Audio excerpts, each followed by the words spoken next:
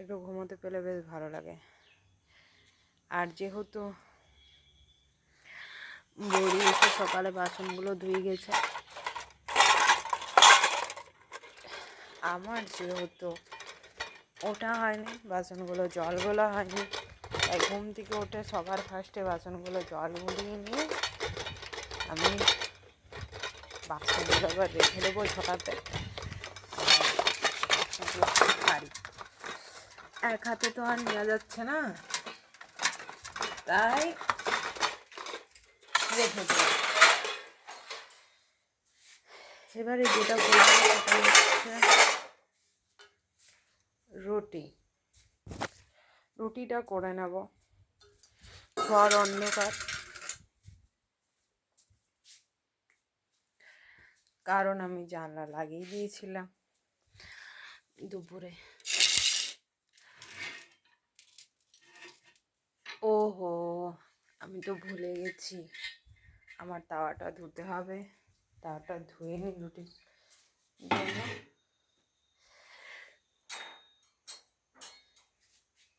কে আরেকটা খুন্তি আমার কোথায় চলে গেল?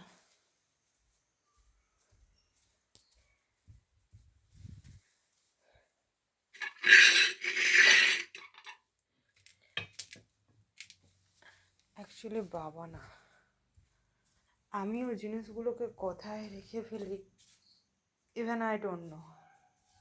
আচ্ছা, বোধহয় আর একটা খুন্তি ওখানে আছে। যাই হোক, খুন্তিটা আরেকটা আছে, নামিয়ে দেওয়া হয়েছে। আর এখন আমি তাওয়াটা ধুয়ে নেব। হ্যাঁ, ওই যে ওইখানে খুন্তিটা আছে নামানো। আর আমি তাওয়াটা ধুয়ে নিই।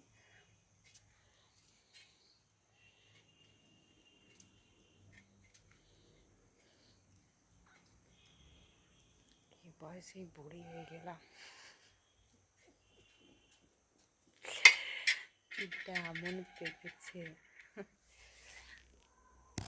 খুব শিগগিরই।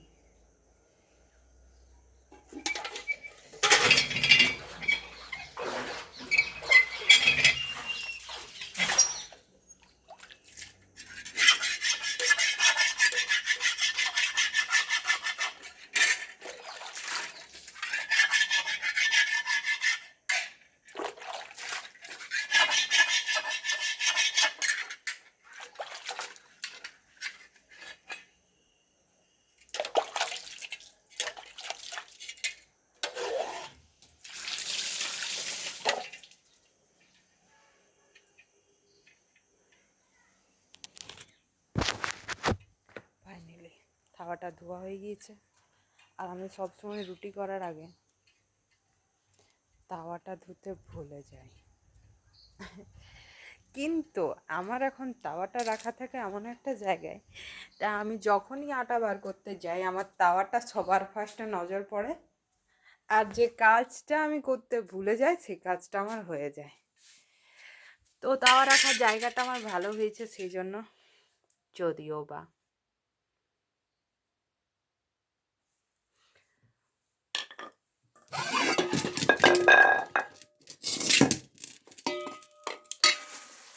আটা প্রায় শেষ।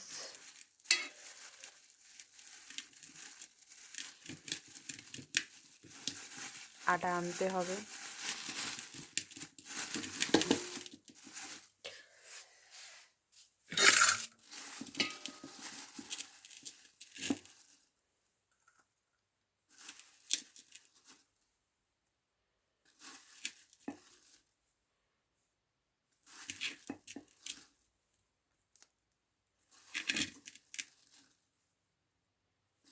আমি পরিমাপ করে করে দিই আটা।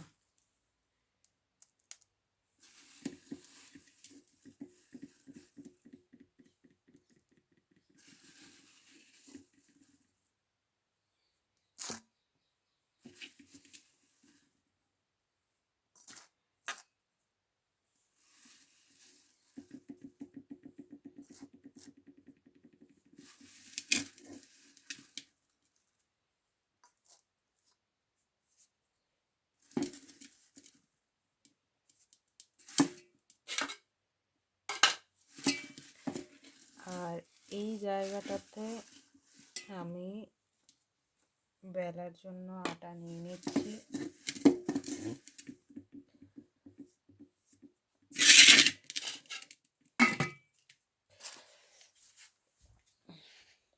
ফাইনালি উফ,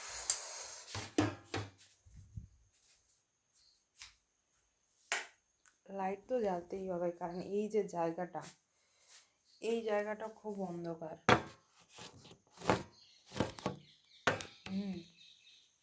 আমি একটু নুনটা দিয়ে নিই আটার মধ্যে।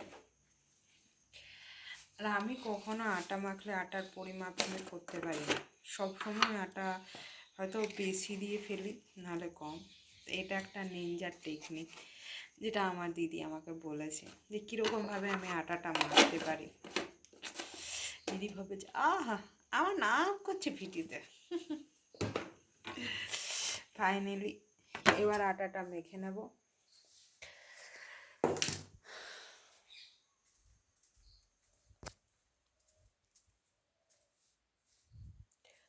মশাগুলো কোথার থেকে উড়ে উড়ে না চলে এলে হয়।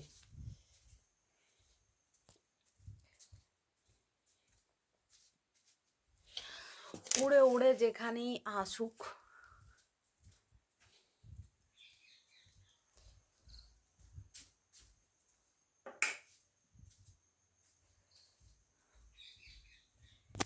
যেখান থেকেই আসুক, উড়া উড়া জুড়া জুড়া ঘুরা ঘুরা, যেখান থেকেই আসুক। আমি জানি না কেন, আমি সত্যি জানি না কেন কেন আমি প্রতিবার জলের মধ্যেই ভাবটা দিই।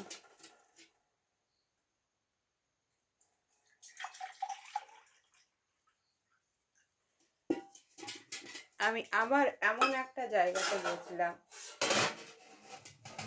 দুঃখের বিষয় যে জায়গাটাতে ছিল জল আর হয়ে গেল স্থল, মানে আমার পেছন দিকের প্যান্টটা গেল ভিজে।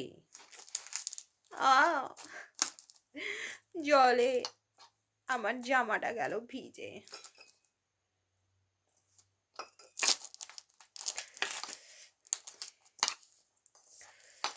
এই একটাই কাজ আছে, আটা মাখা। ফাইনালি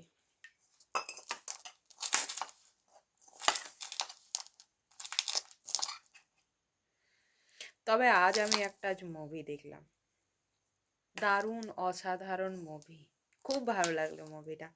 মুভিটা ছিল বাচ্চাদের মুভি। একটা মেয়ে আছে ফোবিয়া, সেটা হচ্ছে খাবারের প্রতি। খাবারের প্রতি মানে ও ভয় পায়, ওই রকম জাম্প ফুড আর এসব দেখলে ওর একটা হ্যাবিটিক খাবারের প্রতি একটা ভয় আছে, যে ভয়টার জন্য ওর খুব প্রবলেম হয়। স্কুলে গেলে বাচ্চারা যখন খাবার খায় সেটার থেকে ওর ভয় হয়, আর সেই জন্য ওকে সবাই বুলি করে, ওকে সবাই রাগায়, ওকে সবাই এটা নিয়ে, যেটাতে মানুষের যেটা দুর্বলতা সেটাতে মানুষ বেশি চায় আঘাত করতে। ঠিক সেরকম ওর ক্ষেত্রেও তাই হয়, আর সে কারণে ওর সেরকমভাবে গ্রোথ হয় না। সেটাও একটা ওর কাছে ভুলের কারণ, কারণ ও যে এজের, সেই এজের ওকে মনে হয় না, ওর থেকে অনেক অনেক কম মনে হয়। তো ফাইনালি একটা নতুন স্কুলে ভর্তি হলো, একটা বাচ্চা ওকে এরকম হাসাতে লাগলো, ওকে এরকম। মেয়েটা এনে খুব দুঃখ করতে লাগলো, কিন্তু মেন্টাল যে গাইডেন্স দিত মেয়েটাকে, যে ডক্টর,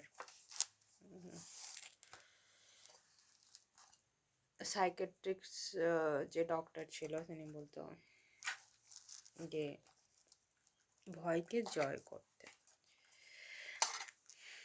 তুমি যেটাতে ভয় পাচ্ছ সেটাকে জয় করো। সেটা অতটা ভয়ের নয়, প্রতিটা জিনিসেই ভয়ের। তো আর যাই হোক, ও চেষ্টা করতে লাগলো, অ্যান্ড ফাইনালি যে ছেলেটাকে খুব বেশি বুলি করতো, সেই ছেলেটার একটা বোন ছিল, সেও ওরকম ভয় পেত সবার সাথে ইন্টারাক্ট করতে। সোশ্যাল মিডিয়াতে সে খুব ভয় পেত, সে একা থাকতো, পছন্দ করতো না কার সাথে কথা বলা। অ্যান্ড ওর সাথে দেখা হলো, অ্যান্ড ওর সাথে গিয়ে বসলো, কথা বললো। ও বলল যে ও যেরকম সমস্যায় ভুগছে, ও ঠিক সেরকম সমস্যা ভুগছে, কিন্তু ওর সমস্যাটা একটু ডিফারেন্ট ওর থেকে। তো ও ভয় পায়, কিন্তু ওকে বোঝালো এই যে তুমি, ও সেই সময় মুভিতে দেখছিল স্কাই ডাইভিং, ওই যে এই যে তুমি স্কাই ডাইভিং দেখছো, এই যে স্কাই ডাইভিং যেটা হচ্ছে সেটা কিন্তু ইজি নয়, সেটাও কিন্তু খুব টাফ। হ্যাঁ, ওরা কিন্তু ভয় পায় না, এটা বলছে।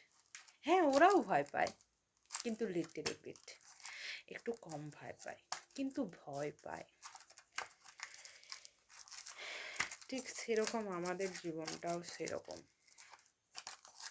আমরা সত্যি সেসব মানুষকে দেখে অনুপ্রাণিত হই যারা ভয়কে জয় করে আগে গিয়েছে। আমিও খুব ভীত, কিন্তু সব সময় সব ভয় কাটিয়ে ওঠা যায় না। এই যেমন আমিও আমিও খুব ভয় পাই, আমি খুব লাজুক প্রকৃতির, আমি সবার সাথে মিশতে পারি না, আমার ফ্রেন্ড খুব কম, কারণ আমি একটু লাজুক টাইপের। আর ছোটবেলাতে আমিও কখনো স্টেজে উঠতে ইচ্ছে করতো না, স্টেজে আজও পর্যন্ত উঠিনি, কোনো প্রোগ্রামে নাম দিইনি স্কুলের, কারণ আমার ভালো লাগতো না, আমি খুব লজ্জা পেতাম, আমি খুব ভয় পেতাম, আমি সবার সামনে কি বলবো, কি অ্যাক্টিং করব। আর আজ এই যে আমি ইউটিউবে ভিডিও করছি,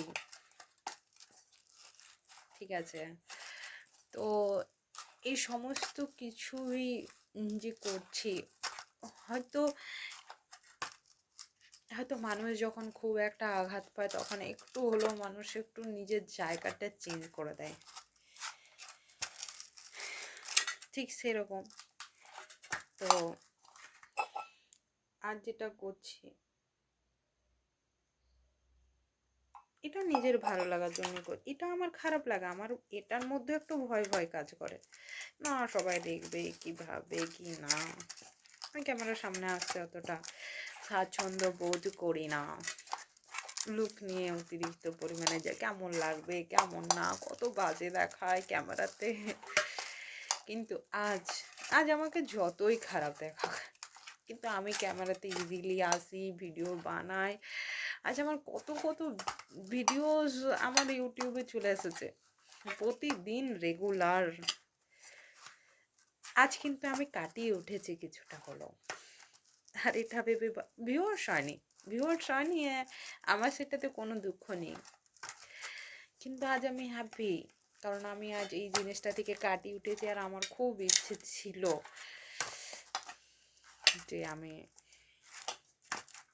ভিডিও বানাবো, ব্লগ বানাবো, ভিউয়ার্স হোক আর না হোক, ইচ্ছে ছিল, করে যাচ্ছি। আমি জানি না কতদিন আমি ব্লগ বানাতে পারবো, আমি কতদিন প্রতিদিন ভিডিও বানাতে পারবো, কারণ প্রতিদিন ভিডিও বানানো পসিবল হয় না, প্রতিদিন কিছু না কিছু কাজ তো থেকেই থাকে।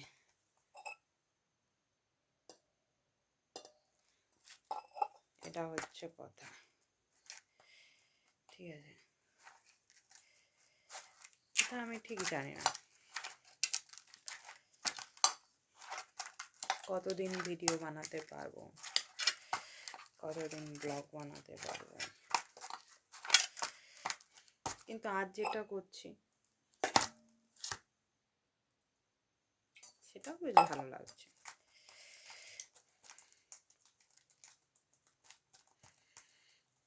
কিন্তু একটা জিনিস সত্যি কথা, আমাদের যেটা ভালো লাগে আমাদের সেটা করা উচিত, তাতে সেটা আমাদের জীবনের সফলতায় দিক আর ব্যর্থতায় দিক, আমরা সব সময় সেই জিনিসটাকে নিয়ে আমরা আঁকড়ে থাকতে চাই, যে জিনিসটা আমাদের খুব খুব খুব খুব ফেভারেট হয়।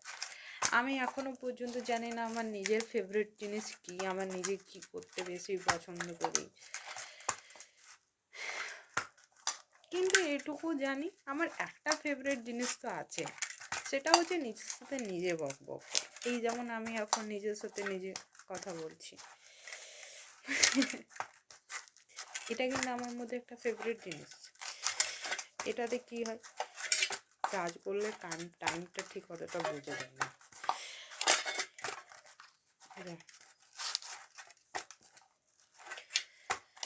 আমি এখন আটাটা মেখে নিচ্ছি।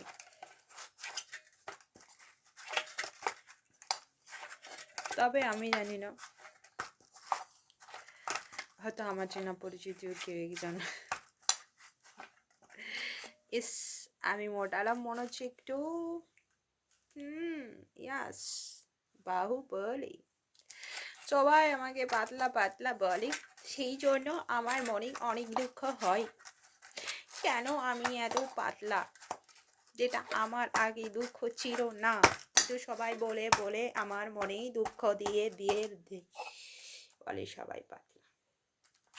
কিন্তু আজ মনে হচ্ছে আমি একটু মোটালাম। কিন্তু এই যে আটাটার উপর জল দিচ্ছি, ভাবছি এই আটাটা আবার পায়েস না হয়ে গেলে হয়। কারণ মনে তো হলো একটু জল লাগবে, একটু জল লাগার চক্করে আটা হয়ে যায় পায়েস।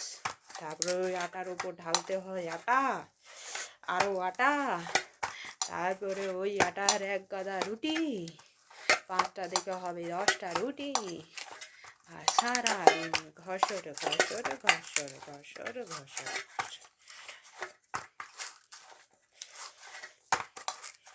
একটুই জল দিয়েছি, এবার জানি না যদি একটু জল দিয়েছি আর একটু জলেই আবার কখনো এমনি বেশি জল হয়ে যায়, তার উপর আবার আটা দিতে হয়। কি অশান্তি। আমি ভাবছি এই যে এই সময় দেখ কত মশা চলে এলো, অনেক মশা চলে এসছে। আমি যে এই সময় আমি রুটি করবো, আমাকে আবার মশাগুলো না পাকড়াও করলে হয়। এই দেখতা এখানেও চলে এসেছে, ওখানেও মশা চলে এসেছে, সব জায়গাতে কিন্তু মশা চলে এসছে, বুঝেছো? জলটা টেনে নিয়েছে। আটা একটু কিছুক্ষণ সানতে হয়, আমি কিন্তু অনেকক্ষণ ধরে আটাটা সানছি। যখন থেকে ভিডিওটা করছি আমি তখন থেকে কিন্তু আটাটা সানছি, একটু একটু করে জল দিয়ে সানছি।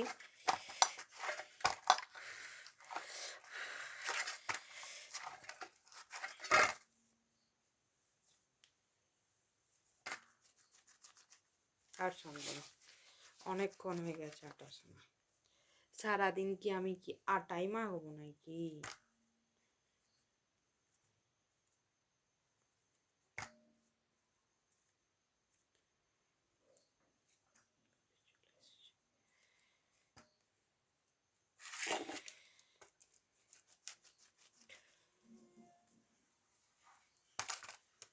বৌদির বাসন তো হয়েই যাবে, বৌদি চলে এসেছে, কিন্তু আমার রুটি করা হবে না। 3 3 6 7 8 9 10 11 12 13, 13টা রুটি ঠিক আছে।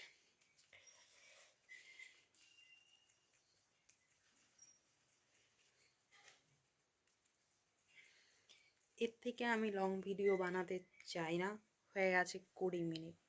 বাই।